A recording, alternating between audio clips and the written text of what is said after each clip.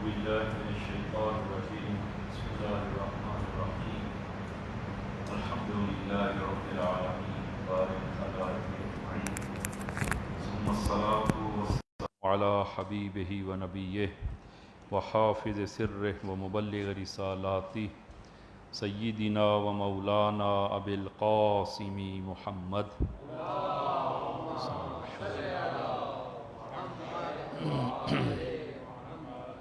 وعلى أهل بيته الطيبين الطاهرين المعصومين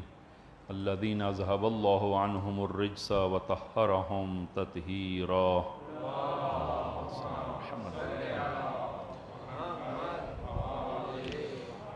اللهم صل على محمد وآل محمد اللهم كل وليك الحجة ابن الحسن صلواتك عليه وعلى آبائه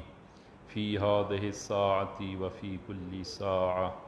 وليا وحافظا وقائدا وناصرا ودليلا وعينا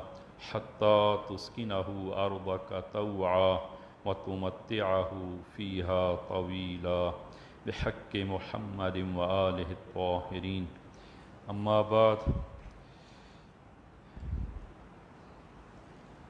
قال الله تبارك وتعالى النبي أولى بالمؤمنين من أنفسهم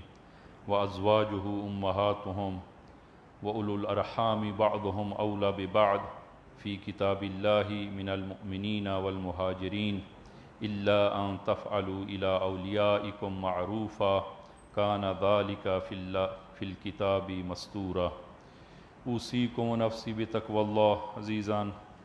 خطبہ اول میں اپنے آپ کو اور آپ عزیزان کو تقوی الہی کی وصیت کرتا ہوں کہ انشاءاللہ خداوند عالم یہ تقوی ہم سب کو عنایت فرمائے. عزیزان، جس طرح کہ پہلے بیان ہوا کہ ہماری گفتگو سورہ احزاب کی آیہ نمبر 6 میں ہے، اور اس آیہ مبارکہ میں 4 اہم نکات کو خداوند عالم نے بیان فرمایا. پہلا مسئلہ کہ النبی اولی بالمؤمنین من انفسہم، کہ نبی مومنین کی جانوں پر خود ان سے زیادہ حق کے تصرف رکھتا ہے. یہ پہلا نقطہ، اور اس کو ہم نے گزشتہ بیان کیا. اور دوسرا نقطہ جو اس آیہ مبارکہ میں بیان ہوا وَأَزْوَاجُهُ أُمَّهَاتُهُمْ، اور نبی کی ازواج مومنین کی مائیں ہیں. تو ماں ہونے سے مراد کیا ہے، گزشتہ ہم نے اس کو عرض کیا. اور آج اس آیہ مبارکہ کا وہ تیسرا حصہ کہ وَأُولُو الْأَرْحَامِ بَعْضُهُمْ أَوْلَى بِبَعْضٍ فی کتاب اللہ من المؤمنین والمہاجرین، یہ تیسرا نقطہ ہے جو اس آیہ مبارکہ میں بیان ہوا کہ انسان کے رشتہ دار ان کے حق کے میراث کے حوالے سے یہ مطلب اس آیہ مبارکہ میں بیان ہوا کہ کتاب الہی کی روح سے رشتہ دار آپس میں مومنین اور مہاجرین سے زیادہ حقدار ہیں. یہ مسئلہ کہ انسان کی جب رحلت ہوتی ہے تو انسان کے عزیز و اقارب وہ اس کے مال کے وارث ہیں، اور جو اس سے ارث پاتے ہیں، کہ انشاءاللہ پہلے بھی عرض ہوا اور انشاءاللہ آج بھی عرض کریں گے کہ میراث کے 3 طبقات ہیں، اور ان طبقات میں ارث تقسیم ہوتی ہے، اور میت کا بقیہ مال جو اس کے مرنے کے بعد باقی بچ گیا ہے وہ ان ورثاء میں تقسیم ہوگا ترتیب کے لحاظ سے. لیکن یہ آیہ مبارکہ کہ فرمایا وَأُولُو الْأَرْحَامِ بَعْضُهُمْ أَوْلَى بِبَعْضٍ، کہ انسان کے اپنے رشتہ دار وہ دوسروں سے زیادہ حقدار ہیں اور اولویت رکھتے ہیں. عزیزاً، اس آیہ مبارکہ کا معنی کرنے سے پہلے اور اس کو سمجھنے سے پہلے اس کا پس منظر جو ہے وہ ہمیں دیکھنا ہوگا کہ مکہ کی زندگی میں اسلام چونکہ نہایت سخت حالات میں گزر رہا تھا، اور مکہ میں جو لوگ مسلمان ہوئے ان کے بقیہ تمام رشتہ دار، بلکہ اکثر رشتہ دار وہ کافر اور مشرک تھے. اگر بیٹا مسلمان ہوا ہے تو باپ مشرک ہے، تو اگر ان مسلمان تازہ اور نئے مسلمانوں میں سے کوئی اگر رحلت کر جائے تو ان کی میراث کا حکم کیا ہوگا؟ اسلام میں ایک حکم جو مسلم ہے کہ کسی مسلمان کا وارث وہ مشرک اور کافر وارث نہیں ہو سکتا کسی صورت میں بھی۔ اگر انسان مر جائے اور اس کے پہلے طبقے میں ماں باپ اور اولاد، تو اگر انسان کے والدین بھی کافر ہیں، اولاد بھی کافر ہے، تو پھر جو ہے وہ دیکھنا پڑے گا ہمیں دوسرے طبقے میں اگر کوئی مسلمان وارث ہے تو اس کو ارث ملے گی۔ اگر دوسرے طبقے میں بھی کوئی مسلمان وارث نہیں ہے تو پھر جو ہے وہ دیکھنا ہوگا تیسرے طبقے میں کوئی اس کا مسلمان وارث ہے تو اس کو ارث ملے گی۔ تو اگر کوئی بھی مسلمان اس کا وارث نہ ہو تو اس صورت میں مسلمان کی میراث کسی کافر اور مشرک کو نہیں دی جا سکتی۔ تو اس میراث کا کیا بنے گا؟ البتہ یہ مسئلہ بھی اپنے مقام پر واضح اور روشن ہے، اور وہ قاعدہ کلیہ کہ الامام وارث من لا وارث لہ، کہ اگر کسی کا کوئی وارث نہ ہو تو امام اس کے وارث ہوں گے، امام وارث ہوں گے۔ تو رسول گرامی اسلام نبی بھی ہیں، امام بھی ہیں، تو لہذا اگر کوئی مسلمان مر جائے اور اس کا کوئی مسلمان وارث نہ ہو، سب کے ساتھ مشرک اور کافر ہوں، تو اس صورت میں کافر اور مشرکین میں اس کی میراث تقسیم نہیں ہوگی، بلکہ الامام وارث من لا وارث لہ، جس کا کوئی وارث نہ ہو امام اس کے وارث ہوں گے، نبی اس کا وارث ہوگا۔ خوب جب مسلمان مکہ سے مدینہ ہجرت کی، مدینہ ہجرت کرنے کے بعد اب مسلمان جو مکہ سے آئے ہیں تو بے یار و مددگار ہیں، ان کے پاس وہ زندگی کے امکانات نہیں ہیں، ان کے پاس گھر بار نہیں ہے، تو رسول گرامی اسلام نے مدینہ پہنچ کر سب سے بڑا اور اہم کام جو آپ نے انجام دیا وہ مواخات، عقد مواخات پڑھا گیا، ایک مہاجر اور ایک انصار کے مابین آپ نے اخوت کو قائم کیا۔ تو البتہ یہ اخوت کے تفصیلی احکام اس کے جو ہیں وہ موجود ہیں، اس کا صیغہ کس طرح صیغہ اخوت پڑھا جاتا ہے تو وہ بھی اگر آپ ملاحظہ فرمائیں کہ 18 ذی الحج کے جو احکام ہیں اور مفاتیح الجنان میں، وہاں پر آپ تفصیلاً جو ہے وہ ملاحظہ کر سکتے ہیں کہ 18 ذی الحج کو صیغہ اخوت پڑھنا مستحب ہے، بہت زیادہ ثواب اور تاکید بھی ہے صیغہ اخوت کہ مومنین آپس میں وہ صیغہ اخوت پڑھیں، اور ایک دوسرے پر وہ اس صورت میں ان کے اپنے حقوق ہوں گے۔ البتہ اس صیغہ اخوت پڑھنے کی صورت میں وہ محرمیت نہیں آتی۔ صیغہ اخوت اگر دو افراد، دو مومن مل کر صیغہ اخوت آپس میں پڑھتے ہیں تو اس صیغہ اخوت پڑھنے کی صورت میں وہ اس کے ایک کے بہن بھائی دوسرے کے لیے وہ محرم شمار نہیں ہوں گے۔ ویسے تو دو بھائی جو آپس میں ہیں تو وہ ظاہر ہے کہ وہ محرم ہیں ایک دوسرے کے، اور ظاہر ہے اس کی والدہ اس کے لیے جو ہے وہ محرم شمار ہوں گی، اور اس کی ایک کی بہن دوسرے کے لیے محرم ہوں گی، لیکن صیغہ اخوت پڑھنے کے نتیجے میں کوئی محرمیت اس قسم کی حاصل نہیں ہوتی، لیکن صیغہ اخوت کے اپنی جو ہیں وہ مسائل ہیں، احکام ہیں۔ تو رسول گرامی اسلام نے ایک مہاجر اور ایک انصار کے مابین یہ عقد مواخات جاری کیا۔ البتہ کہ یہ بھی تاریخ میں موجود ہے کہ جب سب کے صیغے وہ عقد مواخات پڑھا جا چکا تو امیر المومنین علی ابن ابی طالب باقی بچ جاتے ہیں۔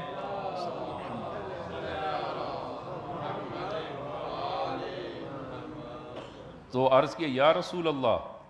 آپ نے میرا کسی انصار کے ساتھ صیغہ اخوت اور مواخات کا عقد جو ہے وہ نہیں پڑھا، تو آپ نے فرمایا کہ اے علی تم میرے بھائی ہو دنیا میں بھی اور آخرت میں بھی۔ اور رسول گرامی اسلام محمد آل محمد کی عظمت میں بلند تر صلوات۔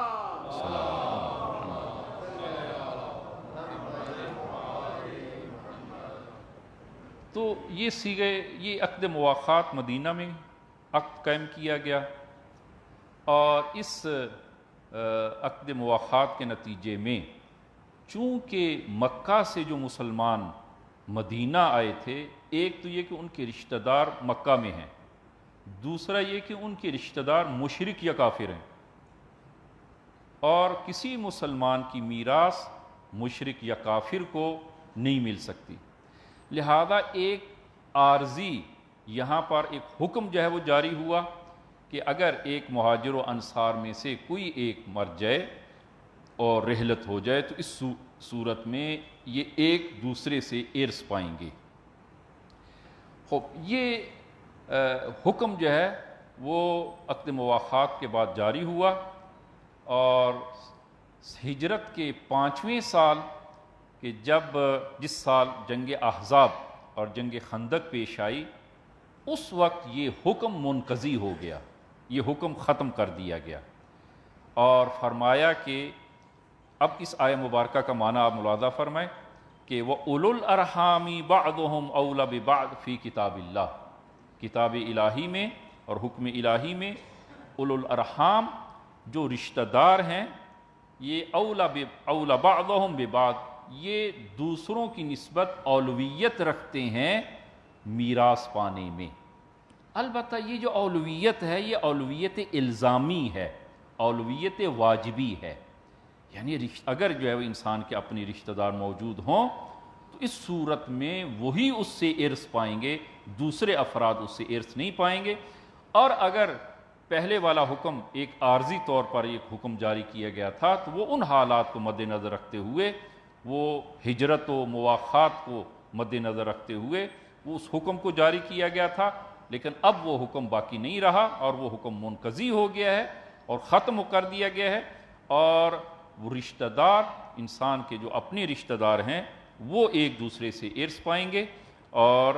وہ اولویت رکھتے ہیں ارث پانے میں۔ یہ تیسرا نقطہ اس آیہ مبارکہ میں میراث کے حوالے سے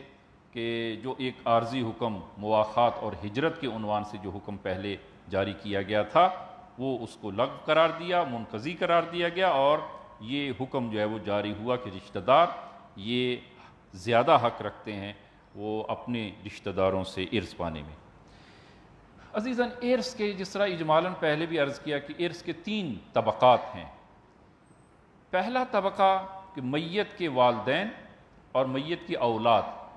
یہ پہلا طبقہ۔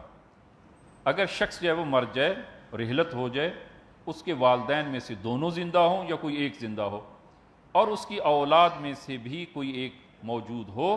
تو اس صورت میں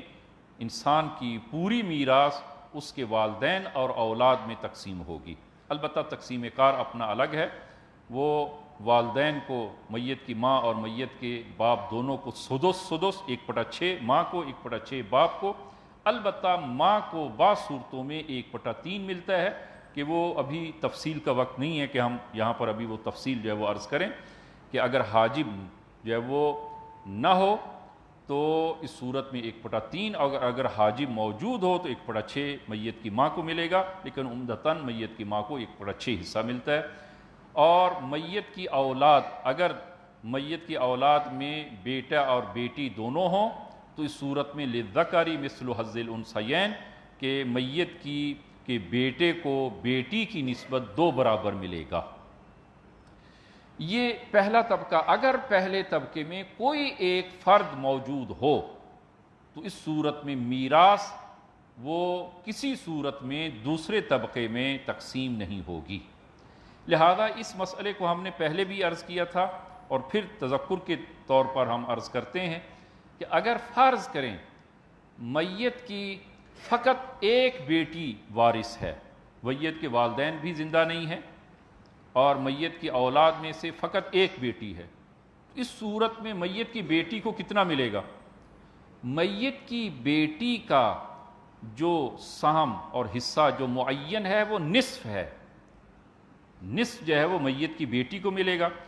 بقیہ نصف کس کو ملے گا؟ بقیہ نصف بھی اسی بیٹی کو ملے گا، وہ قرابت کے طور پر بالقرابہ میت کی بیٹی کو دوسرا نصف بھی میت کی بیٹی کو ملے گا، اور نتیجتاً کل مال میت کی بیٹی کو ملے گا۔ آدھا حصہ جو ہے وہ اس کے اپنے جو خدا نے قرآن اور کتاب الہی میں معین اور مقدر کیا ہے اس اعتبار سے، اور بقیہ نصف جو ہے وہ بالقرابہ کہ کہ ارحام بعضهم اولا ببعض کے قاعدے کے مطابق دوسرا آدھا حصہ بھی بیٹی کو ملے گا، لہذا کل مال وہ بیٹی کو ملے گا، اور اسبا کو یعنی میت کے جو بہن بھائی ہیں ان کو کوئی حصہ نہیں ملے گا۔ یہ فقہ اہل بیت کے مطابق یہ حکم جو ہے وہ کہ میت کے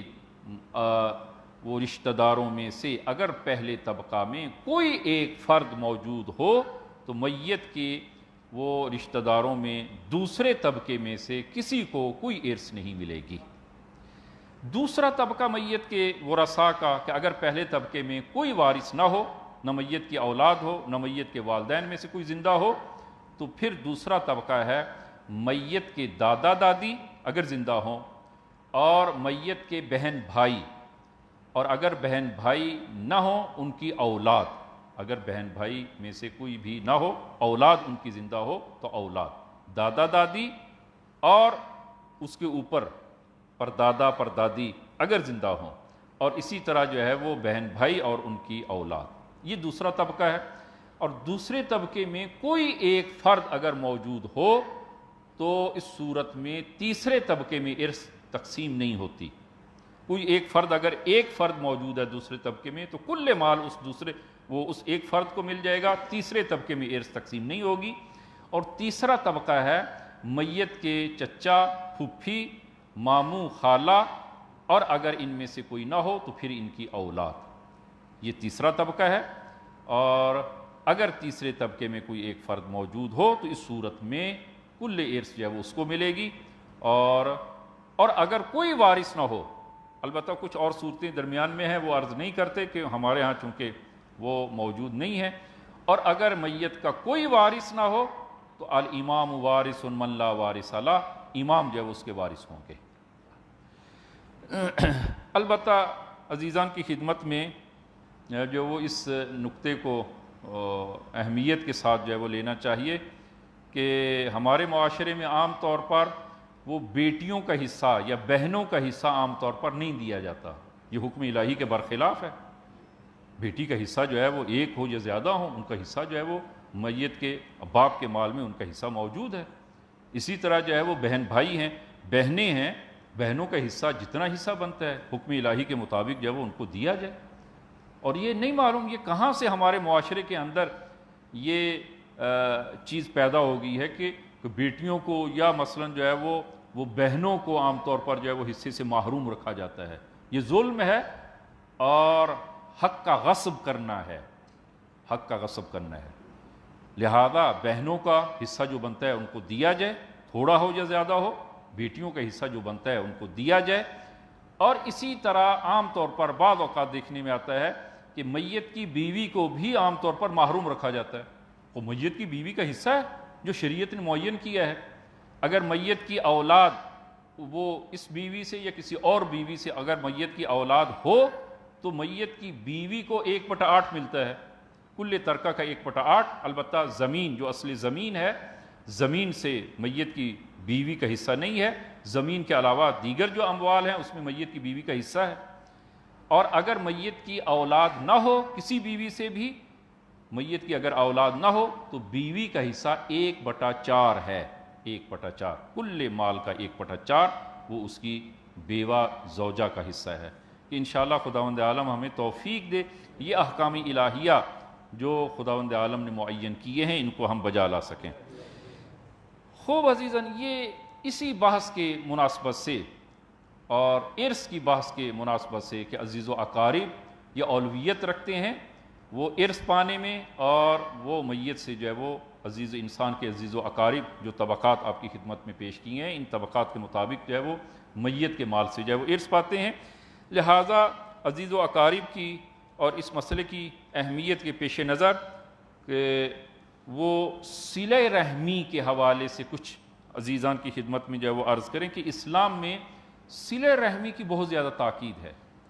اور یہ مسئلہ جو ہے نہایت اہمیت کا حامل ہے کہ اگر آپ قرآن کریم میں ان آیات کا ملاحظہ کریں کہ جو صلہ رحمی کے حوالے سے اپنے عزیز و اقارب کے ساتھ تعلقات کو برقرار رکھنے کے حوالے سے جو آیات اور اسی طرح روایات جو وارد ہوئی ہیں کہ میں ایک دو نمونے آپ عزیزان کی خدمت میں پیش کروں. سورہ نساء نمبر 1، واتقوا اللہ الذی تسألون بہ والارحام، تقوی اختیار کرو خداوند عالم کا کہ الذی تسألون بہ، کہ جس کے بارے میں تم سے سوال ہوگا، اور والارحام، اور ارحام کے بارے میں تم سے سوال کیا جائے گا. ایک تقوی الہی کے حوالے سے، اور دوسرا قیامت کے دن ارحام کے حوالے سے، صلہ رحمی کے حوالے سے تم سے سوال کیا جائے گا. سورہ نحل آیہ نمبر 90، ان اللہ یأمر بالعدل والاحسان وایتاء ذی القربی، خداوند عالم حکم دیتا ہے، عدل و احسان کا حکم دیتا ہے، عدل کرنے کا حکم دیتا ہے، احسان کرنے کا حکم دیتا ہے. کہ البتہ عدل و احسان ان دونوں کے مابین فرق ہے، کہ ابھی وقت نہیں ہے کہ میں اس بحث میں جاؤں. وایتاء ذی القربی، اور دوسرا کہ جو ذی القربی ہیں، جو انسان کے اپنے وہ قریبی عزیز و اقارب ہیں، خوب ان کے ساتھ جو ہے وہ خداوند عالم حکم دیتا ہے کہ صلہ رحمی کرو اور ان کے ساتھ تعلقات کو قائم رکھو. آپ ملاحظہ فرمائیں کہ امام زین العابدین صلوات اللہ وسلام علیہ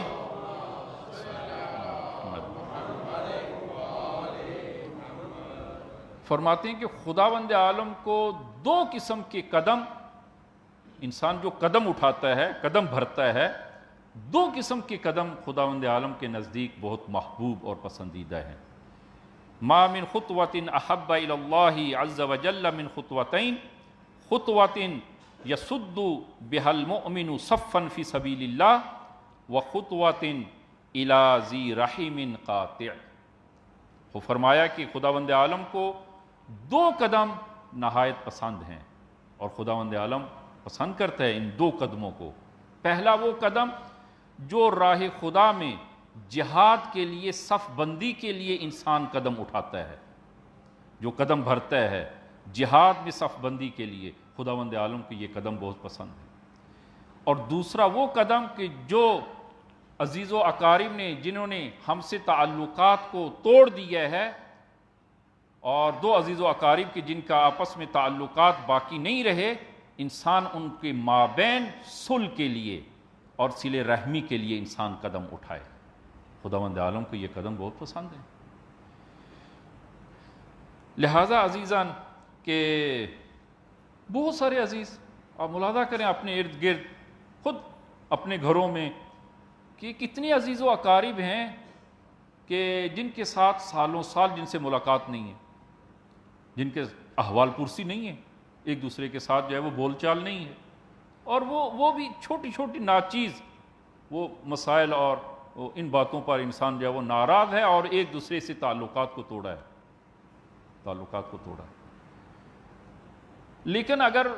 وہی انسان کا عزیز مر جاتا ہے تو فوراً اس کے جنازے بھی پہنچ جاتے ہیں. خب جنازے بھی پہنچنا یہ بھی صلہ رحمی کا ایک حصہ ہے، یہ بھی صلہ رحمی کا ایک حصہ ہے. لیکن عزیزان وہ صلہ رحمی کہ جس کا حکم آیا ہے وہ اس کی زندگی میں صلہ کرنا ہے، اس کی زندگی میں اس کے ساتھ تعلقات کو جوڑنا ہے. جنہوں نے تعلقات کو توڑا ہے آپ اس کے ساتھ تعلقات کو جوڑیں.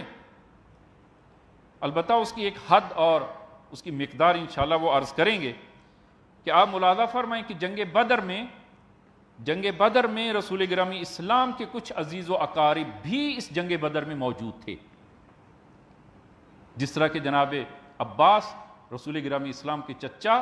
جنگ بدر میں موجود تھے، مشرکین کے اس لشکر میں جناب عباس بھی تھے. تو البتہ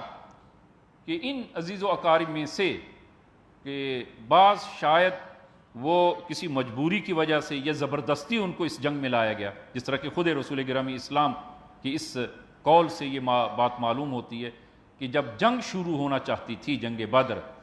تو رسول گرامی اسلام نے اپنے اصحاب سے فرمایا کہ اگر تمہارا سامنا بنی ہاشم سے ہو جائے، یعنی ان مشرکین مکہ میں، اس لشکر مکہ میں جو بنی ہاشم ہیں، اگر تمہارا سامنا بنی ہاشم سے ہو جائے تو ان کو قتل نہ کرنا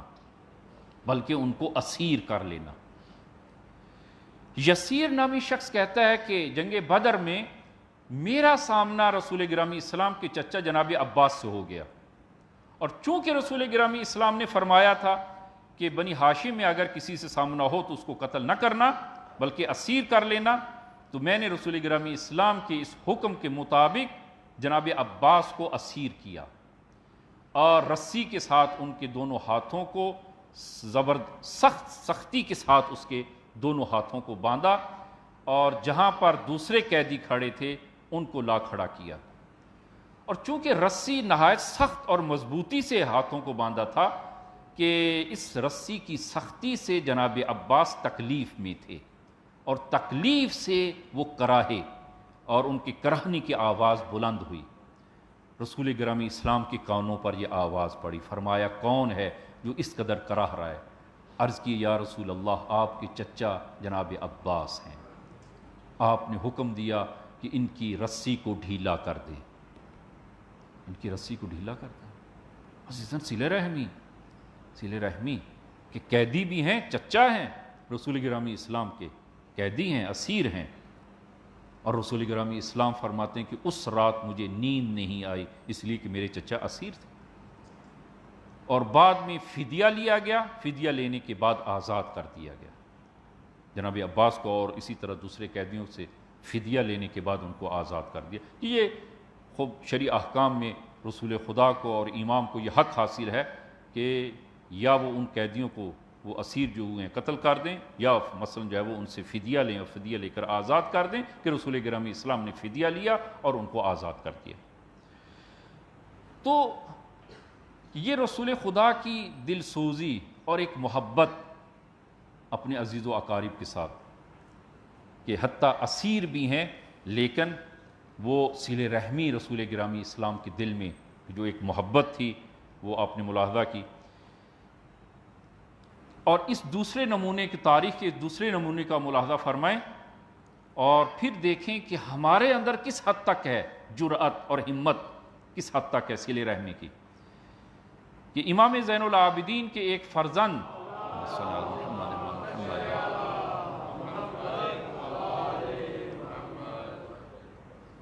بنام حسن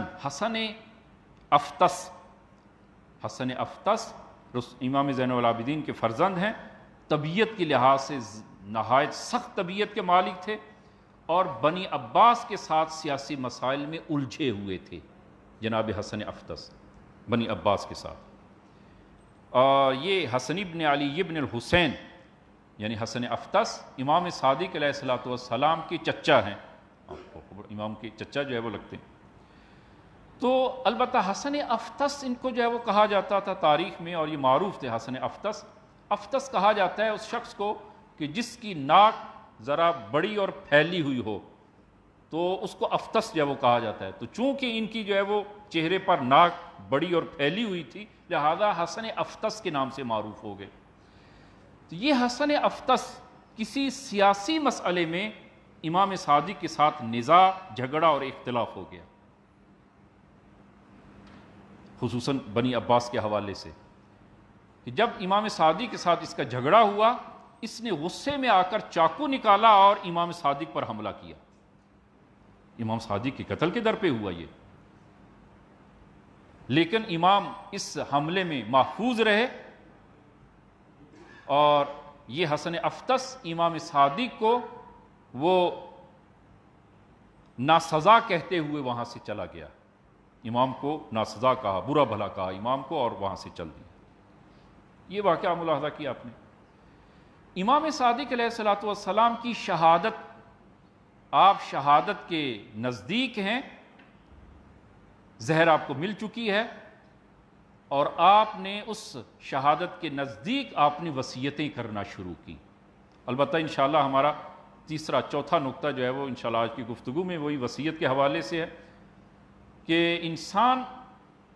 اپنی موت کے قریب انسان اپنے مال سے فقط 1/3 حصے کی وصیت کر سکتا ہے۔ وہ انشاءاللہ وصیت کے کچھ احکام ہیں وہ ہم عرض کریں گے۔ اپنے مال میں 1/3 کی وصیت کر سکتا ہے۔ پھر اگر وہ 1/3 کی وصیت کرے تو وہ دوسرے ورثاء کا اس میں کوئی حق نہیں ہے، وہ اس وصیت کے مطابق ہی اس مال کو وہ تقسیم کیا جائے گا، وہاں پر خرچ کیا جائے گا۔ میت کا یہی حق ہے کہ وہ اپنے مرنے کے بعد یعنی خود وصیت کرے کہ میرے مرنے کے بعد 1/3 حصہ مثلا معین کرتا ہے، اس کو فلاں جگہ خرچ کیا جائے کہ انشاءاللہ وصیت کے احکام میں عرض کریں گے۔ امام نے وصیتیں کرنا شروع کی، اور وصیتیں کرتے کرتے آپ نے فرمایا، اپنے خادم سے فرمایا کہ 70 دینار حسن افطس کو دیے جائیں، 70 دینار حسن افطس کو دیں۔ خادم رنجیدہ خاطر ہوا اور عرض کرتے یا ابن رسول اللہ، حسن افطس تو آپ کے قتل کے در پہ ہوا تھا اور اس نے حملہ کیا چاقو سے آپ پر، اور آپ 70 دینار کی وصیت فرماتے ہیں۔ تو امام فرماتے ہیں ہاں میں جانتا ہوں اس نے مجھ پر حملہ کیا، لیکن ہنر یہ ہے کہ جو رشتہ دار قطع رحم کرے آپ اس سے تعلقات کو برقرار رکھیں۔ جو امام کی جان کے در پہ تھا اور حملہ کیا ہے، لیکن امام آخر وقت میں اس کے لیے وصیت کرتے ہیں، چچا ہیں۔ اور یہ صلہ رحمی کا مسئلہ ہم نے گزشتہ، مجھے یاد پڑتا ہے کہ ہم نے تفصیلاً اس پہ بحث کی تھی کہ صلہ رحمی یعنی جو قریبی عزیز و اقارب، جو نسبی عزیز و اقارب ہیں، چچا، پھوپھی، ماموں، خالہ، بہن، بھائی، جو نسبی رشتہ دار ہیں، صلہ رحمی بہت زیادہ تاکید ہے ان کے حوالے سے، اور قیامت کے دن انہی کے بارے میں سوال کیا جائے گا، انہی کے بارے میں سوال کیا جائے گا۔ ہنر یہی ہے کہ انسان کہ اگر انہوں نے تعلقات کو توڑا ہے، آپ تعلقات کو جوڑیں۔ اور یہ صلہ رحم جو ہے وہ واجبات میں سے ہے، یعنی ایسا نہیں ہے کہ یہ ہم کہیں کہ یہ مستحبات میں سے اور ایک اچھا عمل، نہ، واجب ہے، یہ لازم ہے۔ صلہ رحمی جو ہے وہ واجب ہے اور لازم ہے۔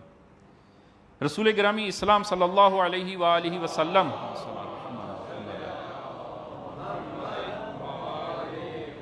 فرمایا ان فی الجنت درجۃ لا یبلغها الا امام عادل او ذو رحم وصول او ذو عیال صبور۔ فرمایا کہ بہشت میں ایک ایسا درجہ، ایک ایسا مقام اور ایک ایسی منزلت ہے کہ 3 قسم کے افراد وہاں پر فائز ہوں گے۔ اس مقام و منزلت پر 3 قسم کے لوگ فائز ہوں گے۔ پہلا فرمایا کہ امام عادل، امام عادل، ایک رہبر عادل، عادل رہبر جو عدالت سے کام لیتا ہے، فرمایا کہ یہ اس مقام کو پائے گا۔ دوسرا او ذو رحم وصول، اور فرمایا کہ وہ شخص جو ہمیشہ اپنے ارحام سے تعلقات کو قائم اور جوڑ کے رکھے، فرمایا کہ یہ اس مقام اور درجے کو پائے گا۔ اور تیسرا او ذو عیال صبور، اور خصوصاً آج کے دور میں کہ جب وہ مہنگائی جو ہے وہ اس قدر زیادہ جو ہے وہ ہو گئی ہے، پٹرول آئے دن جو ہے وہ بڑھتا چلا جا رہا ہے، اور وہ قوم میں بھی بالکل ایک بے حسی سی بالکل خاموش ہیں، اور اس کو جو مسلط کیا جا رہا ہے اس کو جو ہے وہ سہ رہے ہیں۔ تو ان حالات میں جب اقتصادی حالات وہ نہایت کمزور انسان کے ہو جائیں، اور انسان صاحب عیال، صاحب اولاد ہے، اس کے 4-5 بچے ہیں، اور اوپر سے گرانی ہے، تیسرا بے روزگاری ہے، خب ایسی صورت میں ایسا وہ صاحب اولاد اور صاحب عیال شخص وہ صبر سے کام لے اور اپنے دین کو محفوظ رکھے، اپنے دین کو محفوظ رکھے، کہیں ایسا نہ ہو کہ اپنے دین کو بیچ ڈالے، اپنی اولاد کے لیے اور اپنی دنیا کے لیے اپنے دین کو بیچ ڈالے۔ فرمایا کہ یہ تیسرا شخص کہ او ذو عیال صبور، کہ جو صاحب اولاد اور صاحب اہل عیال ہو اور وہ صبر سے کام لے اور اپنی دینداری کو ہمیشہ محفوظ رکھے۔ لہذا ملاحظہ فرمایا کہ یہ صلہ رحمی قیامت کے دن ایک مقام اور منزلت ہے جو خداوند عالم اس کو عنایت کرے گا۔ خوب عزیزاً، قطع رحم کا اثر کیا ہے؟ اگر کوئی انسان قطع رحم کرتا ہے، اس کے بہت سارے آثار ہیں کہ جو انسان عزیز و اقارب سے قطع رحم کرے، اور خصوصاً جو ہے وہ اپنے بہن بھائیوں سے اور اپنے والدین سے قطع رحم کرتا ہے، اس کے جو ہے وہ آثار کیا ہیں؟ اس کے آثار، اب وقت نہیں ہے کہ میں تفصیلاً عرض کروں کہ عزیزاً والدین کے ساتھ وہ صلہ رحمی اور خوب جس کی وہ دوسرے عزیز و اقارب کی نسبت جو ہے وہ بہت زیادہ تاکید ہے. حتیٰ والدین کو اگر والدین صاحب حیثیت نہ ہوں تو اس صورت میں اولاد پر لازم ہے کہ والدین کے ان حقوق کو ادا کرے، اور والدین کا اپنی زبان سے کہنے سے پہلے اس حق کو ادا کرے. والدین کو یہ کہنا نہ پڑے کہ اب میری دوائی ختم ہو گئی ہے، مجھے دوائی لا کے دو، اب میرے بدن پر کوئی ڈھنگ کا کپڑا نہیں ہے، مجھے کوئی لباس لے کے دو، کوئی جوتا لے کے دو، یا دیگر جو ہے وہ والدین کی جو ضروریات ہیں یہ اولاد کو کہنا نہ پڑے. ان کی کہنے سے پہلے انسان خود توجہ رکھے کہ والدین کو بالآخر کس چیز کی ضرورت ہے، کس چیز کی احتیاج ہے،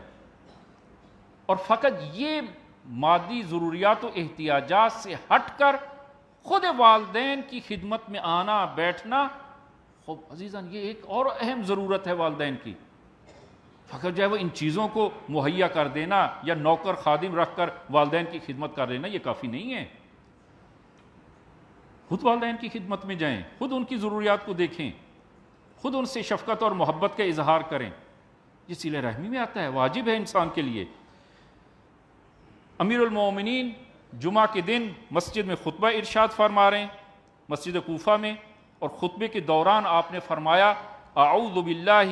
من الذنوب التي تعجل الفنا، میں پناہ مانگتا ہوں ان گناہوں سے، خدایا میں پناہ مانگتا ہوں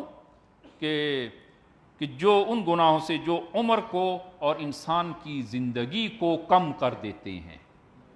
جو انسان کی زندگی کو کم کر دیتے ہیں. عزیزاً گناہان یہ بہار میں جناب مرحوم مجلسی نے اسی طرح دیگر کتب میں امام زین العابدین سے ایک تفصیلی حدیث اور روایت ہے،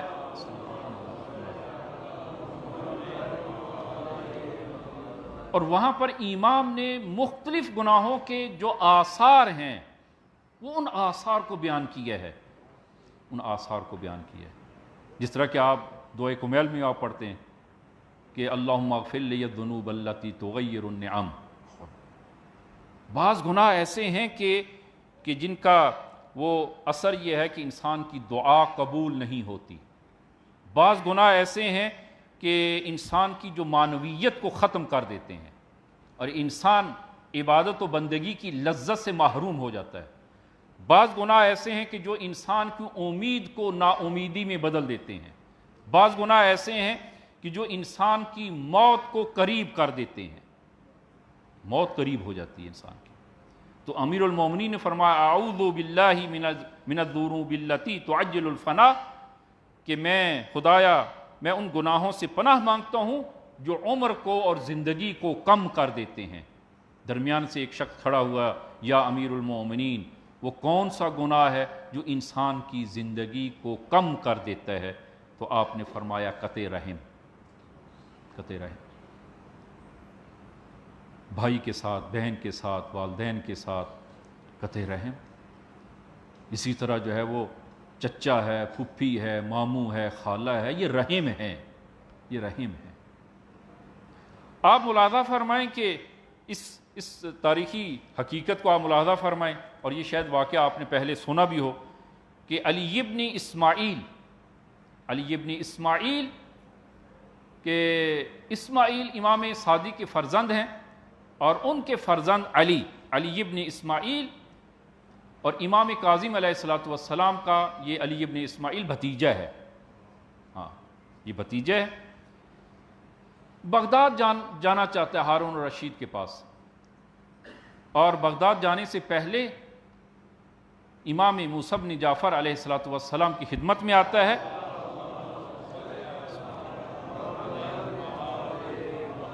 خدا حافظی کے لیے امام کی خدمت میں آتا ہے.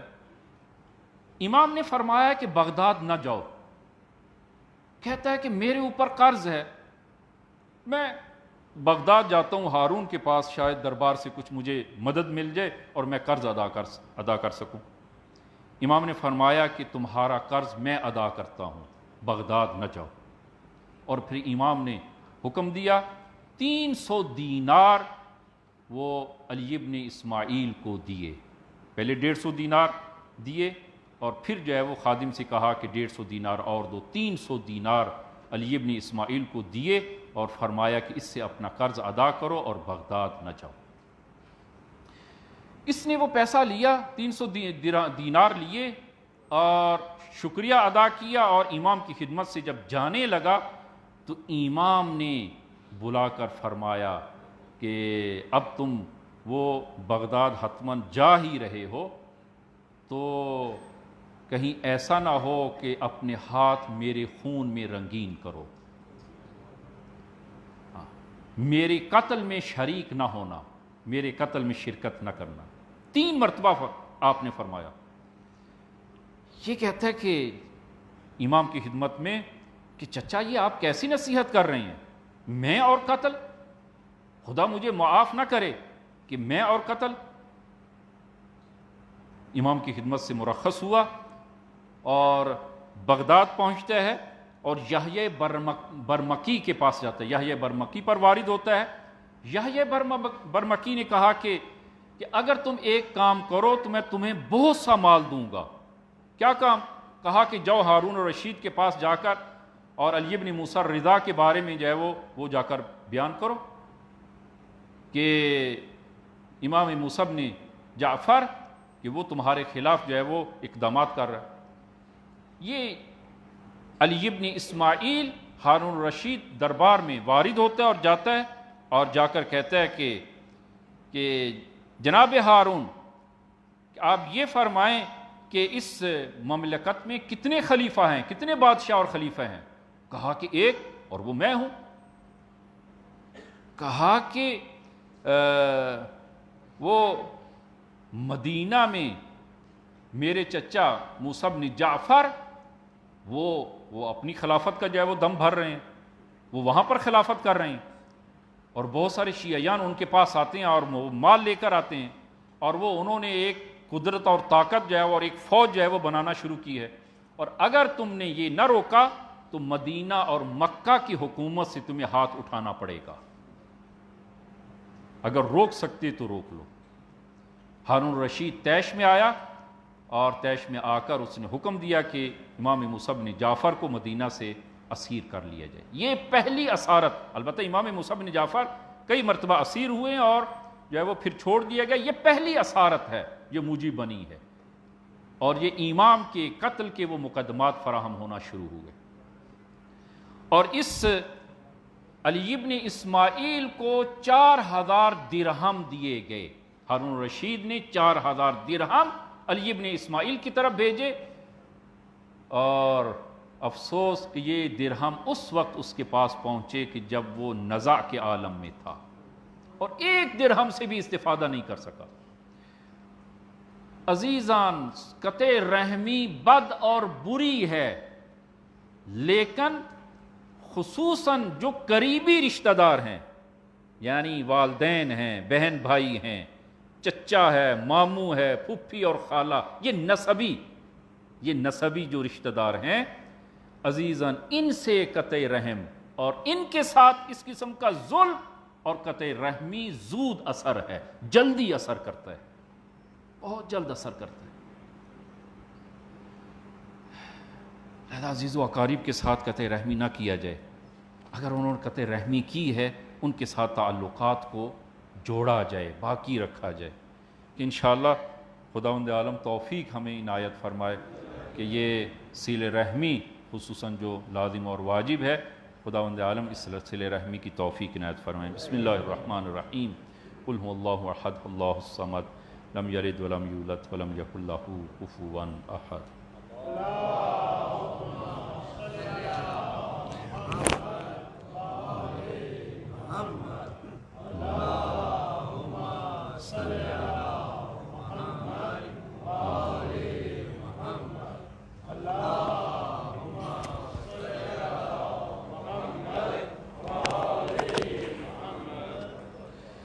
بسم اللہ الرحمن الرحیم، الحمد للہ رب العالمین، والصلاة والسلام علی محمد وآلہ الطیبین الطاہرین المعصومین۔ اللہم صل علی محمد المصطفیٰ، اللہم صل علی علی المرتضیٰ، اللہم صل علی فاطمة الزہراء، اللہم صل علی الحسن المجتبیٰ، اللہم صل علی الحسین شہید بکربلا، اللہم صل علی علی بن الحسین، اللہم صل علی محمد بن علی، اللہم صلی علی جعفر ابن محمد، اللہم صلی علی موسیٰ ابن جعفر، اللہم صلی علی علی ابن موسیٰ الرضا، اللہم صلی علی محمد ابن علی، اللہم صلی علی علی ابن محمد، اللہم صلی علی الحسن ابن علی، اللہم صلی علی القائم المہدی، اللہم صلی علی محمد وآل محمد وعجل فرجہم وسہل مخرجہم۔ اوصیکم ونفسی بتقوی اللہ۔ عزیزاً، خطبہ دوم میں بھی اپنے آپ کو اور آپ عزیزان کو تقوی الہی کی وصیت کرتا ہوں کہ انشاءاللہ خداوند عالم یہ تقوی ہم سب کو عنایت فرمائے۔ عزیزاً، نہایت اختصار سے ایک دو نکات صلہ رحمی کے حوالے سے وہ عرض کرنے ہیں کہ عزیزاً یہ صلہ رحمی جو واجب اور لازم ہے، اس کی بھی اپنی ایک حد و مرز ہے، اس کا بھی ایک حد ہے، اور وہ صلہ رحمی کی حد جو ہے وہ کیا ہے کہ عزیزاً یہ صلہ رحمی تعصب کا باعث نہ بنے، اور کیونکہ بعض لوگ صلہ رحمی میں تعصب سے جو ہے وہ کام لیتے ہیں۔ میری مراد اس سے یہ ہے کہ اگر یہی عزیز و اقارب بے دین ہوں، یہی عزیز و اقارب بے نمازی ہیں، یہی عزیز و اقارب جو ہے اگر فرض کریں کہ اہل فساد ہیں، تو پھر جو ہے وہ صلہ رحمی ہم کیا کریں، کس طرح صلہ رحمی کریں؟ تو عزیزاً صلہ رحمی اپنی جگہ پر پھر بھی ہے، پھر آپ آمد و رفت کم کر دیں، آمد و رفت نہ کریں، آپ جو ہے وہ صرف احوال پرسی کریں۔ مثلا جو ہے وہ بھائی ہے جو بے دین ہے، جو اہل فساد ہے، خوب اس کے ساتھ صلہ رحمی آپ صرف ان کی احوال پرسی کریں، خوب ٹیلی فون کریں، ٹیلی فون سے آپ جو ہے وہ ان کے احوال پرسی کریں۔ لیکن اگر آپ کے جانے سے اور آپ محسوس کرتے ہیں کہ آپ جاتے ہیں اور آپ اپنے بچوں کو وہاں لے کر جاتے ہیں اور ان کا وہ فساد میں مبتلا ہونے کا اور ان کے منحرف ہونے کا اگر خوف اور خطرہ ہے، تو اس صورت میں جو ہے وہ قطعاً جو ہے وہ تعلقات اس سے بڑھ کر جو ہے وہ تعلقات قائم کرنا جائز نہیں ہے، اس لیے کہ کہیں ایسا نہ ہو کہ انسان پر خود اس پر جو ہے وہ اثر انداز ہو۔ ٹیلی فون کریں، ٹیلی فون سے جو ہے وہ احوال پرسی کریں، تعلقات کو جو ہے وہ ایک حد تک جو ہے وہ محدود رکھیں، لیکن بے خبر نہ رہیں، ان سے بے خبر نہ رہیں۔ آپ اس واقعے کو آپ ملاحظہ فرمائیں کہ امام کاظم علیہ السلام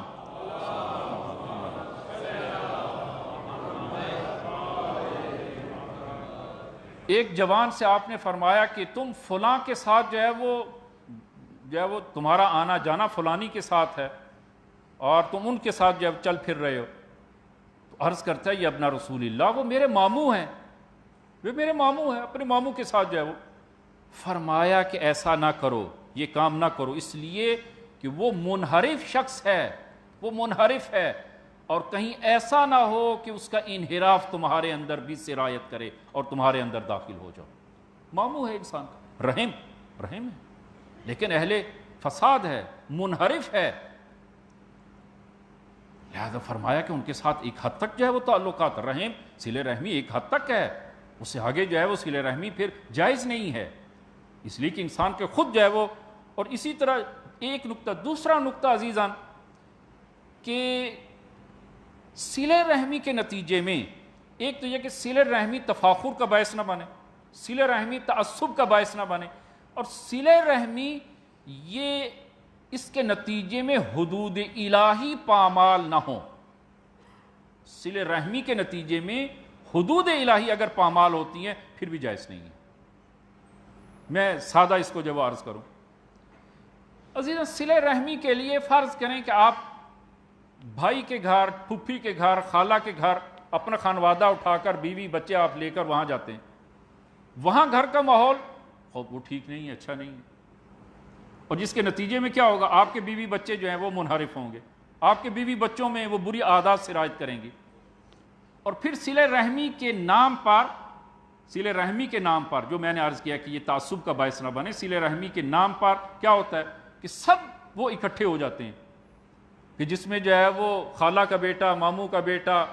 خالہ کی بیٹی، چچا کی بیٹی، کزن، یہ کزن جو ہے وہ سب اکٹھے، اور سب جو ہے وہ گپ شپ اکٹھی لگائی جا رہی ہے، اور حجاب اور پردے کی رعایت نہیں ہے۔ پردے کی عزیزاً یہ کزن آپس میں محرم نہیں ہیں، چچا کی بیٹی کزن، کہ جس کو آپ اپنی اصطلاح میں کہتے ہیں کہ یہ بہن کی طرح ہے، بہن نہیں ہے، بہن کی طرح ہے، یہ غیر محرم ہے، اسی طرح صلہ رحمی کے نتیجے میں وہ سب اکٹھے جب ہوتے ہیں کہ جناب یہ کیا یہ سالی ہے، سالی جو ہے وہ سالی عام طور پر وہ کہاوت میں جو کہا جاتا ہے سالی آدھی گھر والی، بلکہ پوری گھر والی جو ہے وہ بس سالی محرم نہیں ہے، پردہ واجب ہے، سالی غیر محرم ہے۔ اسی طرح انسان کی جو ہے وہ چچا کی بیٹی، پھوپھی کی بیٹی، خالہ کی بیٹی سب غیر محرم ہے، اور صلہ رحمی کے نتیجے میں سب ایک ساتھ اکٹھے جو ہے وہ، جس طرح کے گھروں میں عام طور پر اسی طرح پردے کا لحاظ نہیں کیا جاتا، اور خصوصاً جو ہے وہ شادی بیاہ کی جو رسومات اور ہمارے مراسم جو ہوتے ہیں، اسی طرح جو فوتگی پہ کسی کی رحلت ہو جاتی ہے اور وہاں پر سب اکٹھے جو ہے وہ ہوتے ہیں، وہاں پر حدود الہی کو پامال کیا جاتا ہے، حدود الہی کو پامال کیا جاتا ہے۔ دین اور شریعت کسی صورت میں اجازت نہیں دیتی کہ ان حدود الہی کو پامال کیا جائے، کسی صورت میں بھی۔ گھروں میں ایک حد ہونی چاہیے، عزیز و اقارب رشتہ دار درست ہیں، یہ چچا اور پھپھی اور ماموں کی بیٹیاں جو ہیں وہ خوب عزیز ہیں، خون ہے، لیکن ان کی ایک حد ہے، ان کی اپنی ایک حد ہے، ان حدود کو پامال نہ کیا جائے صلہ رحمی کے نام پر۔ لہذا یہ اہم نقطہ ہے صلہ رحمی میں کہ صلہ رحمی جہاں پر لازم اور واجب ہے وہاں پر اس کی ایک حد جو ہے وہ معین کی گئی ہے، اور ان حدود کو جو ہے وہ پامال نہ کیا جائے، کہ انشاءاللہ خداوند عالم ہم سب کو جو ہے وہ توفیق عنایت فرمائے۔ اور آخری نقطہ جو ہے وہ وقت جو ہے وہ نہیں رہا، آخری نقطہ اس آیہ مبارکہ کا چوتھا نقطہ کہ الا ان تفعلوا الی اولیاءکم معروفا کان ذلک فی الکتاب مستورا، اور یہ چوتھا نقطہ وصیت کے حوالے سے ہے کہ عزیز و اقارب انسان کے مال سے عزیز و اقارب ارث پائیں گے، لیکن یہ عزیز و اقارب کا ارث پانا یہ باعث نہیں بنتا کہ انسان اپنے دوست اور اپنے وہ دوسرے وہ قریبی لوگوں کے لیے یا غیر رشتہ داروں کے لیے اور دوست احباب کے لیے وصیت نہ کرے۔ وصیت آپ کر سکتے ہیں۔ ارث میں عزیز و اقارب کے علاوہ جو رشتہ دار، جو تین طبقے ہم نے جب عرض کیے ہیں، فقط وہی ارث پائیں گے، ان کے علاوہ ارث نہیں پائے گا، لیکن انسان وہ مرنے سے پہلے وہ اپنے دوستوں کے لیے، دوسرے مومنین کے لیے وہ وصیت کر سکتا ہے۔ وصیت کا راستہ جو ہے وہ خداوند عالم نے کھلا رکھا ہے، اور یہ کتاب الہی میں موجود ہے کہ وصیت جو ہے وہ کی جا سکتی ہے، اور وصیت جو ہے وہ 1/3 حصے سے انسان وصیت کر سکتا ہے، 1/3 حد تک وصیت کر سکتا ہے۔ البتہ اگر وصیت جو ہے وہ 1/3 حصے سے زیادہ کی ہو تو پھر عزیز و اقارب جو ارث پاتے ہیں ان کی اجازت شرط ہے، اگر وہ اجازت دیں تو اس صورت میں 1/3 سے زیادہ وصیت جو ہے وہ نافذ اور جائز ہوگی، لیکن اگر وہ اجازت نہ دیں تو فقط 1/3 حصے تک وصیت جو ہے وہ نافذ اور صحیح ہوگی۔ البتہ اب وقت نہیں رہا کہ وصیت انسان کی ایک وصیت ایک اپنا الگ اور مستقل جو ہے وہ موضوع ہے، کہ انشاءاللہ پھر جو ہے وہ کسی اور وقت میں جو ہے وہ انشاءاللہ وصیت کے حوالے سے وہ آپ عزیزان کی خدمت میں ہم عرض کریں گے۔ آج آخری نقطہ جو ہے وہ آپ عزیزان کی خدمت میں کہ عزیزان وصیت کرنا چاہتے ہیں تو وصیت کریں، اور بہترین وصیت انسان اپنی اخروی زندگی کے لیے اپنے مال سے، عزیزان انسان جب مرتا ہے تو یہ مال ساتھ نہیں جائے گا، فقط مرنے کے بعد انسان کا مال انسان کے عزیز و اقارب میں چلا جائے گا، ختم، مال کا کوئی حصہ انسان کے ساتھ نہیں آئے گا، الا این کہ وہ مال جو انسان نے اپنی زندگی میں جس کو اپنے ہاتھوں سے خدا کی راہ میں خرچ کیا ہے، جس مال کو اس نے آخرت کے لیے بھیجا ہے، آخرت کے لیے ذخیرہ کیا ہے۔ اور آپ عزیزان کی خدمت میں کہ آخرت کے لیے مال کے ذخیرے کا ایک وہ موقع اور ایک مرحلہ وہ ہم پہلے عرض کر چکے ہیں، اور آج بھی آپ عزیزان کی خدمت میں وہ عرض کر رہے ہیں کہ بہشت زہرا قبرستان جس طرح کہ آپ کے علم میں ہے کہ اس کی زمین تقریباً 120 کنال زمین خریدی جا چکی ہے، اور لیکن اب اس کی تعمیر کے لیے اور اس کی چار دیواری کے لیے البتہ اس کے وہ فرنٹ گیٹ جو ہے وہ اور اس کی چار دیواری، فرنٹ گیٹ کا کام تو تیزی سے وہ شروع ہے، وہ کام جو ہے وہ جاری ہے، اور چار دیواری جو ہے وہ 5500 فٹ ہے، اور اس پہ البتہ وہ بہت بڑی زمین ہے، اور جو مومنین کے لیے جو مشکل ہے پنڈی اسلام آباد کے مومنین کے لیے قبرستان کے حوالے سے کہ الحمدللہ کہ ایک مرحلہ جو ہے وہ طے ہو چکا ہے زمین کی خریداری کا، لیکن اب اس کی چاردیواری اور اس کے تعمیری کام کا پہ اخراجات جو ہیں وہ بھی ماشاءاللہ وہ کافی زیادہ ہیں، اور 1 فٹ کی جو قیمت نکالی گئی ہے وہ 1700 روپے ہے، 1 فٹ کی جو ہے وہ قیمت۔ تو انشاءاللہ عزیزان وصیت نہ کریں، وصیت مرنے کے بعد ہے، اپنی زندگی میں ہی جو ہے وہ تھوڑا تھوڑا سب مومنین خدمت کریں اور اپنا حصہ ڈالیں، 1 فٹ 2 فٹ 10 فٹ جو ہے وہ جس قدر جس میں جو ہے وہ ہمت ہے وہ اس میں حصہ ڈالیں، کہ جو تمام مومنین کے لیے جو ایک بڑی مشکل تھی پنڈی اسلام آباد کے مومنین کے لیے، وہ انشاءاللہ یہ مشکل جو ہے وہ حل ہو جائے۔ کہ 1 فٹ کی قیمت میں نے عرض کیا کہ 1700 روپے ہے، اور یہ 1 فٹ کی قیمت اس لحاظ سے کوئی زیادہ نہیں ہے کہ انشاءاللہ مومنین جو ہے وہ توجہ فرمائیں گے اور اس کار خیر میں اور اس اخروی وہ کام میں انشاءاللہ بڑھ چڑھ کر حصہ لیں گے۔ خدایا بحق زہرا، بحق امام زمان کے ظہور میں تعجیل فرما، خدایا ہم سب کو ان کے یاروں انصار میں محشور فرما، خدایا بحق زہرا ہمیں ہماری اولادوں کو تا روز قیامت مخلص ترین شیعیان امیر المومنین میں سے قرار دے، خدایا بحق زہرا تمام مومنین و مومنات اور خصوصاً حاضرین کو دین و دنیا میں کامیاب فرما، خدایا بہت سے مومنین مریض ہیں، دعا کے لیے کہا ہے، اور حسنین بھائی کے 3 اولاد